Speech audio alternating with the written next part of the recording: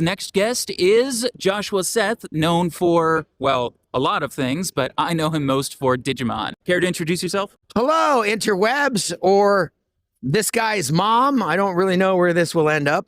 Yeah, I'm Joshua Seth. I'm the voice of all these characters, but yeah, most people know me as Ty, the leader of the Digimon in Digimon the movie, and everything else. Also, Tetsuo in Akira, which is the thing that got me into anime originally. It's this character for the tickety talkers. Leave me alone, and a bunch of other stuff. Take it away. So, how are you enjoying Illinois Comic Con so far? Very cold.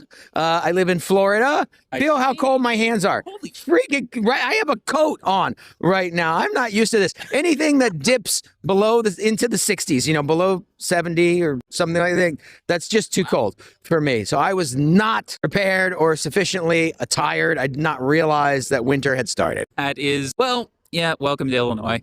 Anyway, what are your most memorable moments from being on Digimon with the rest of the cast, or doing reunions, anything in public appearances? Well, in anime, at least, we don't record with the other cast members. So as the main character, typically I'd record my lines first so they'd have something to play off of. So all I really saw would be the director on the other side of the glass. It's a very solitary sport in a way. Now, when I do original animation, like on the SpongeBob movie or something, yeah, it's more improvisational and everybody's on mics in the same studio with big foam cutouts between us so that the recording doesn't bleed through, and we can improvise more. But anime is more strict because you have to match the lip flaps and the intention of the original. Really only in Digimon the movie did we have the latitude to create a bunch of dad jokes and corny bits and things that weren't in the original, because that was the objective, was to stitch these three movies together in such a way that would be appealing to a younger audience here in America.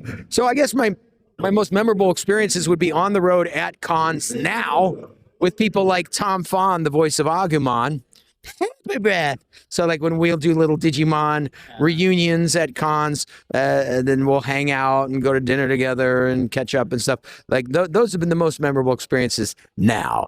Oh, you have another career as a mentalist magician, is that right? What does that entail exactly, and how have you tried to implement it more into your public appearance? I left LA in like 2007 to go on tour with my live show, Mind Magic Live, with mentalist Joshua Seth. And a mentalist is like a magician of the mind. So instead of using sleight of hand and card tricks and things, I'm reading body language and using NLP to influence people's choices, stuff like that, and BSing them a bit because, it's a show.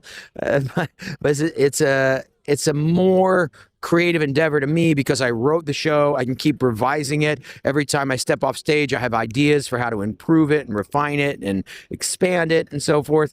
And I've toured the world with this. So I've done shows in 40 different countries, on 5 TV specials in Japan and South Korea.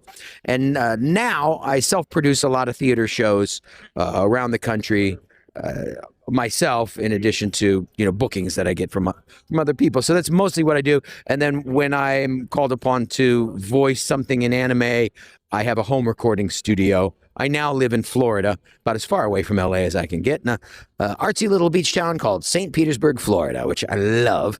And I just walk into my booth at home, and a couple hours later, walk out, and the session's recorded. It's sweet, or as the young people would say, low-key sweet. Thank you. Nice to meet you, as always, and I hope to see more from you in the future, be it as a voice actor or a mentalist. See you in the digital world!